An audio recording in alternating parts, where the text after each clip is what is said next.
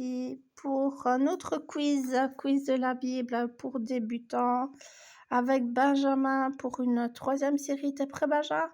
Oui. Oui? Alors, première question. Qu'a dit Jésus au sujet des cheveux de notre tête?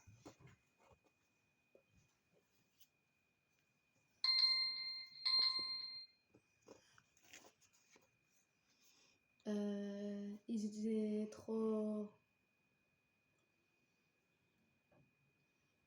longs. Non, il a dit qu'ils sont tous comptés. Oh. C'est dans Matthieu 10, verset 30. Alors, où et comment Jean-Baptiste est-il mort?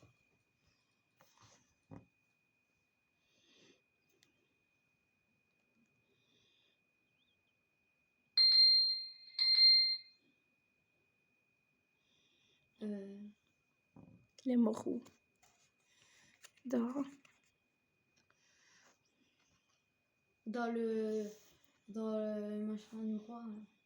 Dans une prison. Oui. Et il est mort comment? Décapité. Oui, on lui a coupé la tête. Et on trouve ça dans Matthieu 14, 3. Combien d'hommes furent-ils nourris par les 5 pains et les 2 poissons du jeune garçon?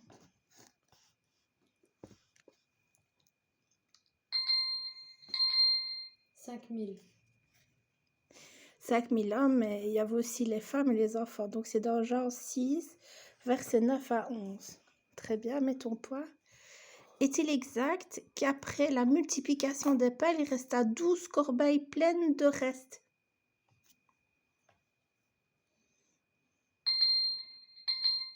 Oui. Oui, hein. C'est dans Jean 6, 12 à 13. Très bien. Quel est le nom du disciple qui marcha sur la mer?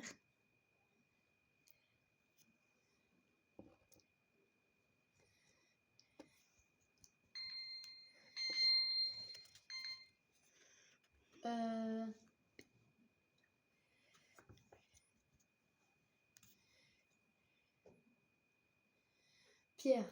Oui. C'est dans Matthieu, chapitre 14, versets 22 à 33. Ah, il a été courageux, le Pierre. Hein. Il est sorti de la barque, il a dit, Seigneur, moi je veux aussi marcher dans l'eau, appelle-moi. Et il est sorti de la barque, il a marché dans l'eau jusqu'à ce qu'il a croulé. Parce qu'il a commencé à douter quand il a entendu le vent qui soufflait fort. Et Jésus lui a dit, mais pourquoi t'as douté? Enfin, les autres, ils sont pas sortis de la barque. Pierre, il est quand même sorti. Hein? Il a marché sur l'eau. Alors, question 6. Qui a dit, tu es le Christ, le Fils du Dieu vivant? Zachée ou Pierre?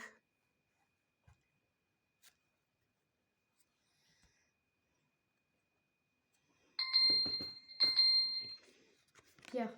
Pierre. Matthieu 16, verset 16. Très bien. Alors, question 7. Complétez cette phrase de Jésus. Donc là, tu dois mettre le petit mot qui manque ou la petite phrase. Tout est possible à celui qui...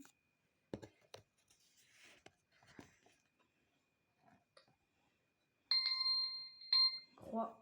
Qui croit. Marc 9, 23. Il faut la foi pour croire en Dieu. Combien de disciples ont assisté à la transfiguration?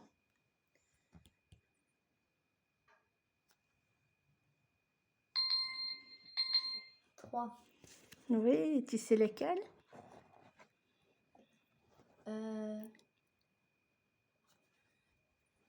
Pierre. Oui. Marc. Non. Oh. Jean.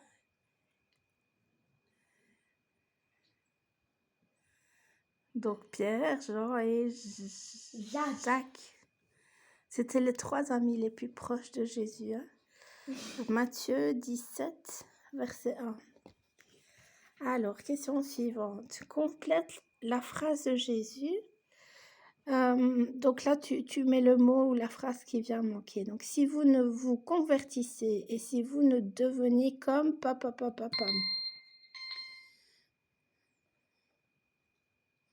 Je le refais? Ah oui, J'ai mal fait. faut que tu mettes au moins 5 secondes pour réfléchir. Oui, ça c'est bon.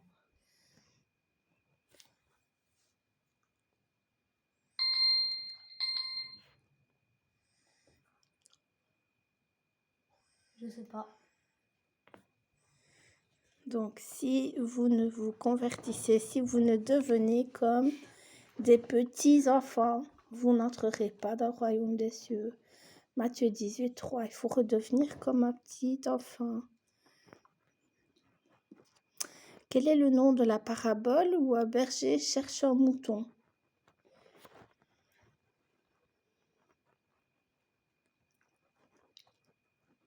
Le bon berger. Ah ben, oui, on peut dire aussi, oui. C'est la parole de la brebis perdue ou du bon berger, oui, on peut dire ça aussi. Matthieu 18, 10 à 14. Très bien, Benjamin. Combien de brebis le bon berger laisse-t-il pour s'occuper de la brebis égarée?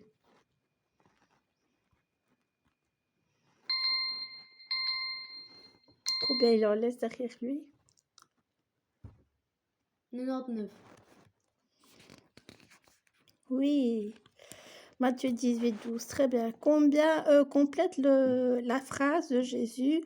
Là, 2 ou 3 sont assemblés en mon nom. Papa. Donc, tu dois compléter à ce moment-là. Là où 2 ou 3 sont assemblés en mon nom. Papa. Il a dit quoi? Il a dit, je suis... Au milieu d'un trou. Au milieu d'eux. Très bien. Matthieu 18, 20. Ok, c'est bon. On complète encore. Jésus dit, je suis papapam du monde. Je suis papapam du monde.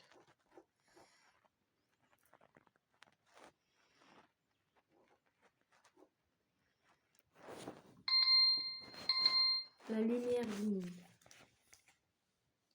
Très bien. Donc, ça se trouve dans Jean 8, verset 12.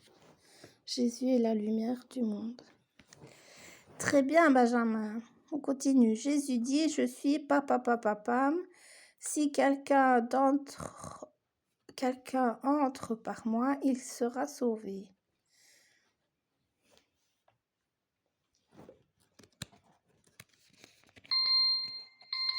Porte. La porte, Jean, chapitre 10, verset 9. Très bien. Alors, complète encore. Jésus dit, je suis le bon papapam. Je suis le bon.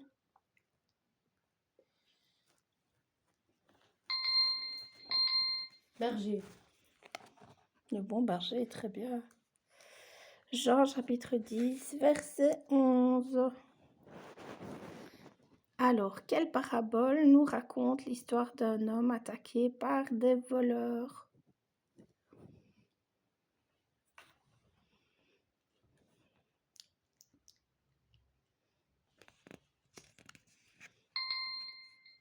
Le bon samaritain. Oui, le bon samaritain, donc ça se trouve dans Luc, chapitre 10, verset 25 à 27. Très bien. Alors, on en a fait combien là? On a fait 3? Oui? Non, je sais pas. 7, 8. Encore un.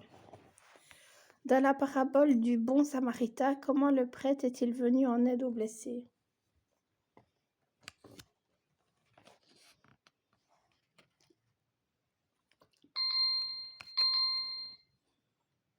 Tu peux répéter? Dans la parabole du bon samaritain, comment le prêtre est-il venu en aide aux blessés? Il n'a pas aidé les blessés. Le prêtre ne s'est même pas arrêté, il n'a pas aidé du tout. Donc, c'est dans Luc 10, 31, 32. Le prêtre, il est passé devant le blessé, il n'a pas aidé. Alors, pendant que Marthe travaillait dur pour servir Jésus, que faisait Marie?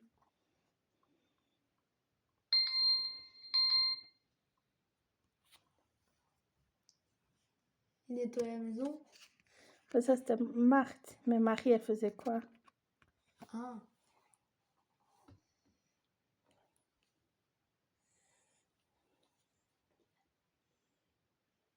Elle lisait? Non, elle écoutait Jésus. Elle était Ah. assise au pied de Jésus. Elle écoutait attentivement Jésus. Dans Luc 10, 38 à 42.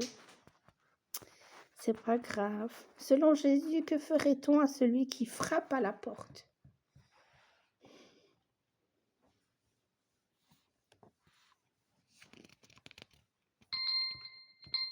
On lui ouvrira. Très bien, Luc 11, 9. Complétez cette phrase de Jésus, là où est votre trésor, là aussi sera votre papa pam pam pam. Cœur. Là aussi sera votre cœur. Luc 12, 34. Très bien. Au sujet de qui est-il dit? Il s'en retourna tout triste.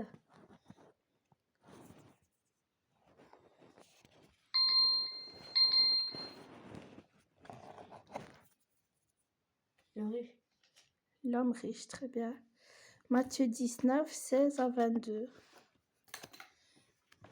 Alors, dans quelle parabole l'amour de Dieu, notre Père, est-il particulièrement mis en évidence? Dans quelle parabole?